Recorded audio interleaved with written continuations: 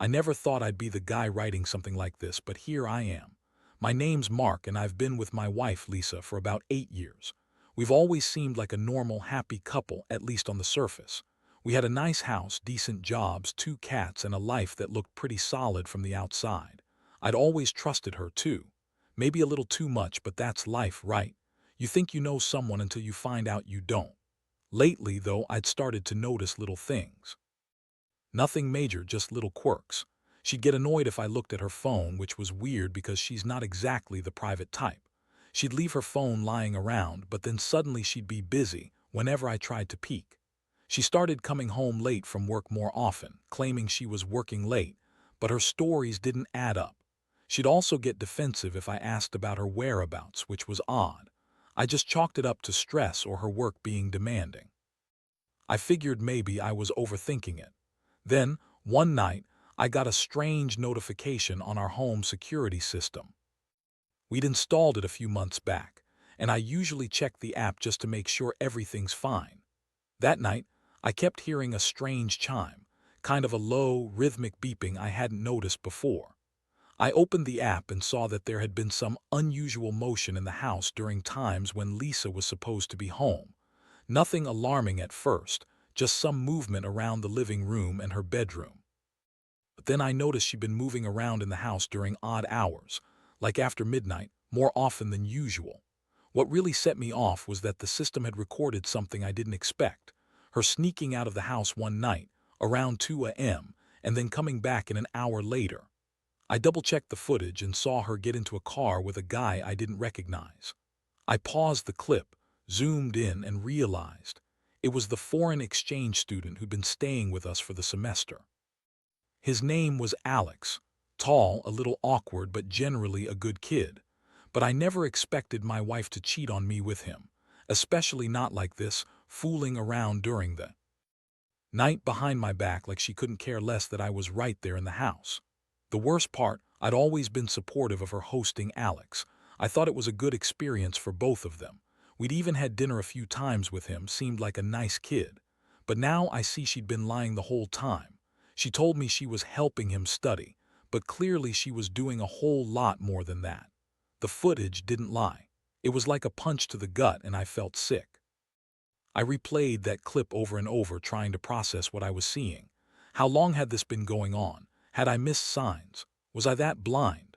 I stayed up most of the night trying to think through what to do next. Part of me wanted to storm into the bedroom and confront her right then, but I knew I needed to calm down. Still, the image of her sneaking out with Alex haunted me. The betrayal hit deep. I felt a mixture of anger, confusion, and pure heartbreak. It's like discovering that everything you believed about your marriage, about your wife, was a lie. I thought I knew her. I thought I knew us. Turns out I didn't know anything at all. The next morning, I couldn't get the footage out of my head. I kept replaying that night in my mind, trying to piece together what it all meant. I felt a knot tightening in my stomach. I didn't even want to believe what I saw, but the evidence was staring right at me. No denying it. Lisa had lied about her whereabouts, about her late work nights, about everything. She was sneaking around, and not just with some guy. This was Alex, the kid we brought into our home. It made me feel sick to my stomach just thinking about it. I decided I had to confront her. No more hiding, no more pretending I didn't see what I saw. I waited until she came home from her work event, which I now knew was just an excuse to cover her tracks.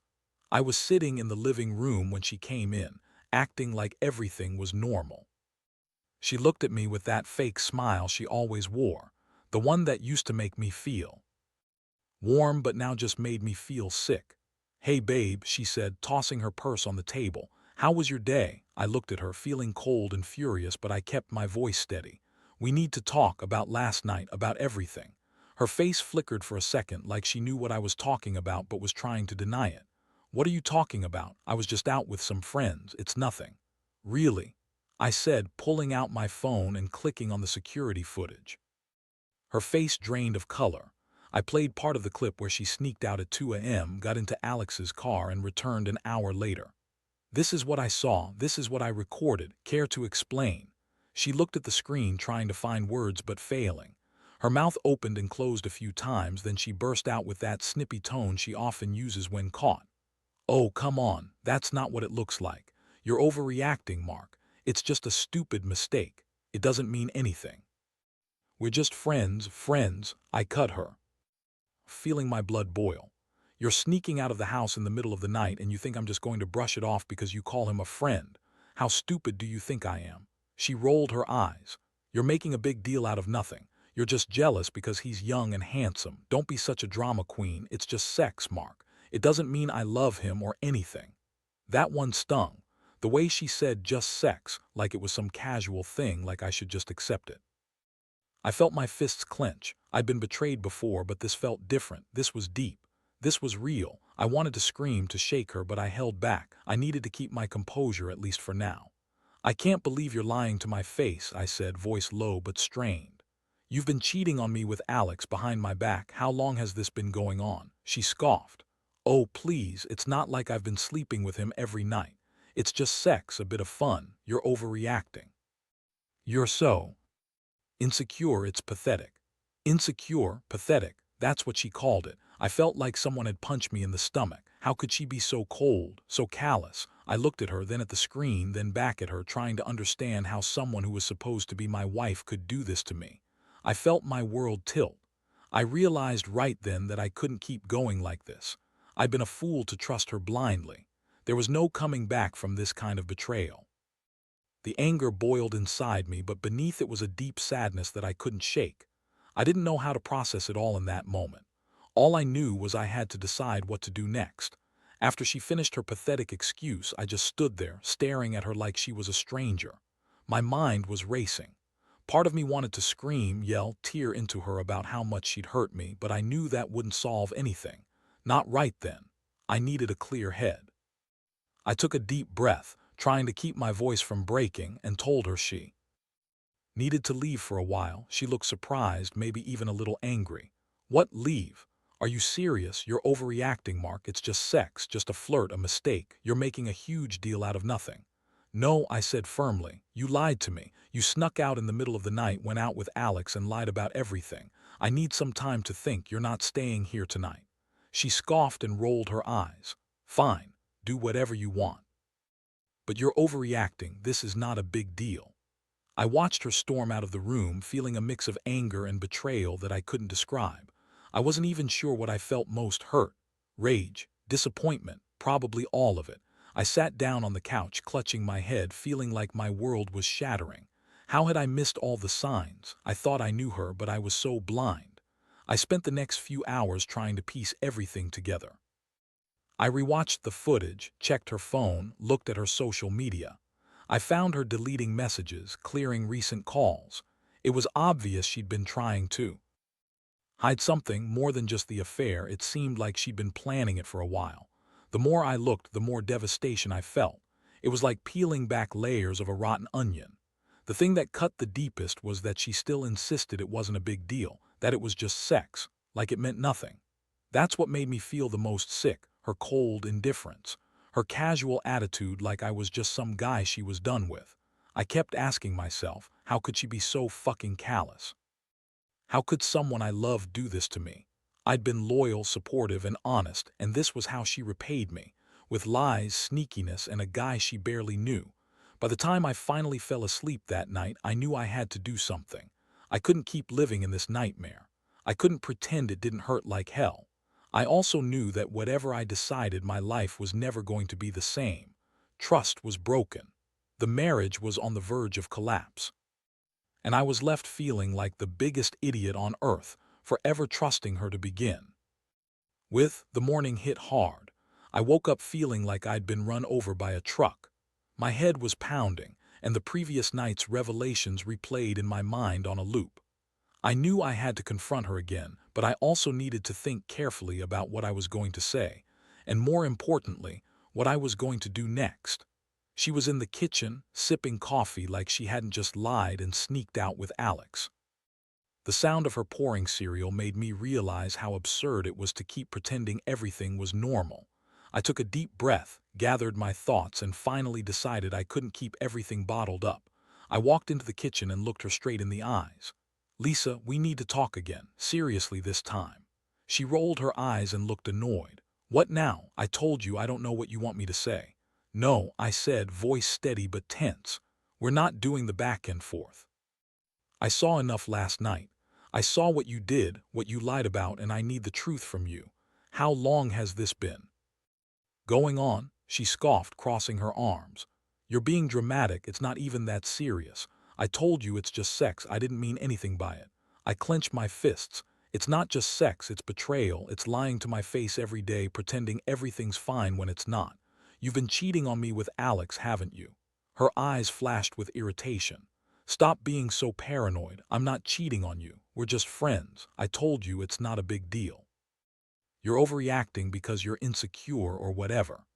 Insecure, that's what she called it. I felt my blood boiling. How could she be so dismissive, so cold? I was trying to hold back the rage, but it was getting harder. I looked at her, feeling the weight of everything that had happened, and finally said, you know what? I need to see the truth for myself. I want you out of my house, right now. Her face twisted in anger. You're kicking me out over a stupid mistake. That's so typical of you. You overthink everything. You're just insecure. No, I shot back. This isn't about insecurity, it's about respect. About honesty. And you've shown me you can't give me either, so I want you gone. I want you to pack your shit and leave. I don't want to see you here right now. She looked like she was about to explode, but she didn't. Instead, she spat out, fine. If that's how you want it, I'll leave.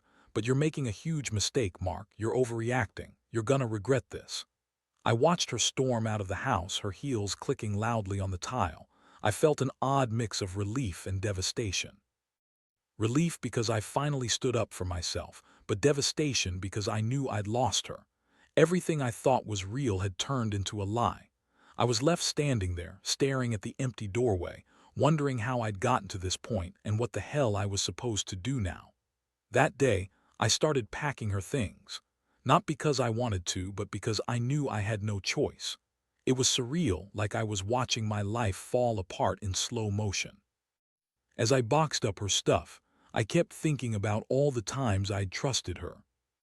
All the little things I'd ignored, the signs I'd missed. And I kept asking myself, how did it get so fucking bad? How did I let it come to this? By the time she finally left, I felt like I'd been emptied out. The house was eerily quiet, the walls somehow heavier than they had been the day before. I sat on the couch, staring at the empty space where she'd just been, feeling a mixture of numbness and rage. Part of me wanted to break everything, toss her stuff out the window, scream at the top of my lungs. But I didn't. I just sat there trying to process every detail, every lie, every betrayal. The hardest part was realizing how much I'd trusted her, how blindly I'd believed we had something real.